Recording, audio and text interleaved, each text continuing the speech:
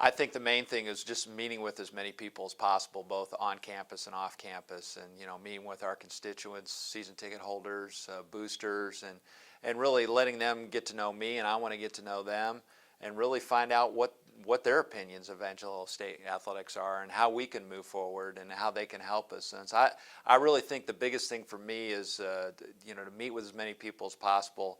Both on our staff and certainly people out, not only in the San Angelo community, but certainly in the surrounding area. You mentioned that when we talked to you on the phone, you want to do everything in your power to please the coaches and meet their needs.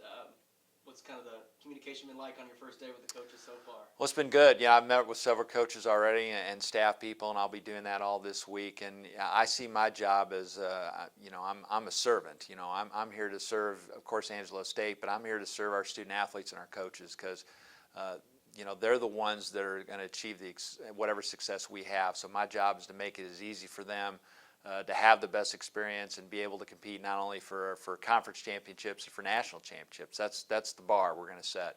We want kids to graduate. We want them to do the right things and become leaders, and we want them to be able to compete for national championships. And that's in every sport that we have.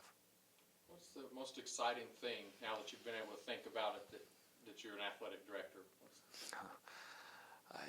The whole thing is exciting. You've certainly done jobs that are close to being the athletic director, but never done the actual job. And so to be able to really be a manager and sit down and talk with people and get their feedback and really get to process that and then develop a plan, to me that's the most exciting thing. And I think the most exciting thing about being an athletic director at ASU is that there's a great program already here, thanks to Kathleen Brassfield and the coaching staffs that we have right now. So it's a great situation for me. What we want to do is take what we've done, which is a lot of really great things, and make that consistent and build it up even bigger and better, and really build our fan base. That's key. We've got to build our fan base, and we have great fans, we have great boosters, but we just need to increase that number. You were here in the early 90s. The place looks a little different than it did then. Well, the place looks a lot different, and not just from athletics. So I was discussing this with one of our coaches. Student housing on this campus is incredible, and that has taken, leaps and bounds in terms of the kind of housing we have here on campus. And that's critical for us in the athletic department. When we bring young people onto campus, we need to be able to show them not just the great facilities we have in the athletic department, and we certainly have those, but what the university has to offer. And the university has grown so much since I left here, and certainly the department. We didn't have women's soccer, we didn't have baseball, we didn't have softball.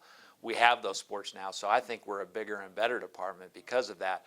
So it's not just the things that have happened with the athletic department, but really the things that have happened throughout the university. I guess football season will be the first one coming up here in a month. What's kind of I know you just got here, but what's kind of the excitement for you surrounding football season? Well, not just football, but with football and volleyball and cross country, and really all of our student athletes will be coming in here fairly soon. And what I want all of our student athletes and coaches and staff to do is work together. That's the thing I enjoyed. One of the things I enjoyed the most about the job when I was here 20 years ago is that we all rallied behind each other, and we all enjoyed our successes. And when events came to town, on our campus, it wasn't just a certain number of people that were working those events.